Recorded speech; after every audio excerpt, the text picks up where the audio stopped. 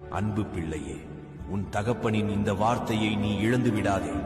வருடத்தின் துவக்கத்தில் வருத்தம் இருப்பினும் உனக்கு நான் வாக்குத்தத்தமாக இருந்தேன். இன்னல்கள் இருப்பினும் பிள்ளையே, நான் உனக்கு இன்பமாயிருந்தேன். பலரால் நீ கைவிடப்பட்ட போதிலும் எப்பொழுதுமே கைவிடாத தேவனாயிருந்தேன். இலக்கமாய் உன்னை நினைத்தவர்களுக்கு சேனைகளின் தேவன் இடி முழக்கமாய் அவர்களுக்கு இருந்தேன். உன் மனதின் நம்பிக்கை அற்ற போதிலும் உன் கடைசி நம்பிக்கையாக நான் இருந்தேன். எனவே அன்பு பிள்ளையே, இந்த வருடம் எப்படி இருக்கும்? நான் என்ன செய்வேன்? என்னுடைய திட்டம் மிக பெரியதாய் இருக்கிறதே, அதை என்னால் சாதிக்க முடியுமா?